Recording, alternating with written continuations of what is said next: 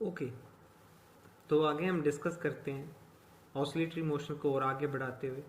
जैसे कि पिछली बार मैंने ऑसिलेटरी मोशन आपको बताया ही था कि एक ऐसा मोशन है जो कि टू एंड फ्रो मोशन करता है अपनी मीन पोजीशन के अबाउट, और नेगेटिव एक्सट्रीम और पॉजिटिव एक्सट्रीम की तरफ जाएगा। जैसे मान लीजिए ऐसे गया, वापस से ऐसे आया, फिर इधर गया है और फिर वापस से मीन पोजीशन की तरफ आया।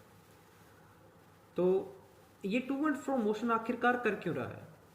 देखिए, जो भी हमारे पास जो पार्टिकल होगा, जो भी बॉडी होगी, वो टू एंड फ्रो मोशन कर रही होगी इलास्टिसिटी की प्रॉपर्टी की वजह से।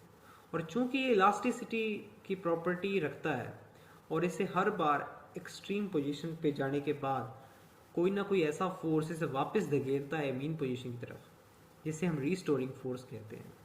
इसे इलास्टिसिटी की प्रॉपर्टी की वजह से एक रीस्टोरिंग फोर्स एफ एक्ट करता है। तो इसकी जनरल इक्वेशन देखते हैं। तो जनरल इक्वेशन देखी जाए एक ऑसिलेटरी मोशन की, तो वो होती है F directly proportional to negative of the displacement to the power n। यहाँ पर F जो कि मैंने आपको बता ही दिया कि रिस्टोरिंग फोर्स है, जो कि हमारी इलास्टिसिटी की प्रॉपर्टी की वजह से है। जब भी कोई पार्टिकल हमारे पास नेगेटिव एक्सट्रीम या पॉजिटिव एक्सट्रीम की तरफ जाता है, ये रिस्टोरिंग फोर्स एक्शन में आ जाता है और उसे वापस से मीन पोजीशन के अबाउट लेके आने की कोशिश करता है। और जहाँ पर कि x यहाँ पर डिस्प्लेसमेंट है पार्टिकल का, कि वो कितना डिस्प्लेस हो रहा है, either it is in negative direction और it is in positive direction. यहाँ पर आपको एक नेगेटिव साइन दिख रहा होगा। ये नेगेटिव साइन इस चीज़ को शो करता है कि जब भी पार्टिकल हमारा आइदर नेगेटिव साइड जाएगा या फिर पॉजिटिव साइड जाएगा, तो उसको फोर्स हमेशा अपोजिट डायरेक्शन में खींचने की कोशिश करेगा। Negative sign shows opposite direction between force and displacement। Okay, तीसरी क्वांटिटी है यहाँ पर n। n की वैल्यू ऑसिलेटरी इक्वेशंस के अंदर हमेशा ही ऑड इंटीजर्स होंगे, 1, 3, 5। ऐसा क्यों आखिरकार? मैं ऐसा क्यों कह रहा हूँ? मान लीजिए मैं यहाँ पर इवन इंटीजर्स लेता हूँ कि जब मैंने x यहाँ पर -2 पुट किया, -2 and power is 2, this will come as 4। तो मेरे पास 4 आ जाएगा। फोर्स डायरेक्टली प्रोपोर्शनल टू -4, और मेरे पास डिस्प्लेसमेंट भी किस डायरेक्शन में था? नेगेटिव। तो फोर्स और डिस्प्लेसमेंट दोनों ही नेगेटिव साइन शो कर रहे हैं। तो मतलब कि अगर ये नेगेटिव डायरेक्शन में जाता है तो फोर्स इसको और नेगेटिव डायरेक्शन में धकेलेगा और इसको पुश करेगा उस डायरेक्शन में। जबकि अगर मैं और इंटीजर्स लूँ तो ऐसा नहीं होगा।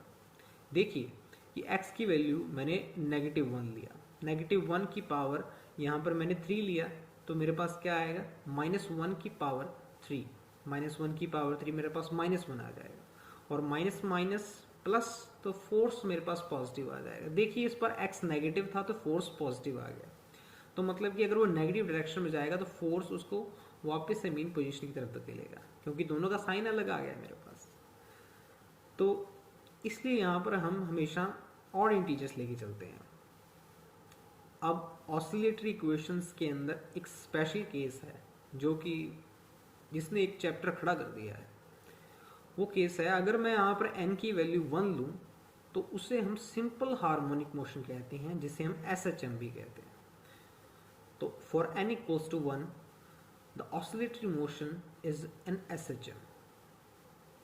अब आगे एक ये बात है कि सभी SHM हमारे पास ऑसिलेटरी मोशन होंगे। हाँ, ये बात सत्य है, क्योंकि SHM निकल के ही हमारे पास ऑसिलेटरी मोशंस की इक्वेशन से आया है और वो पीरियोडिक भी होगा।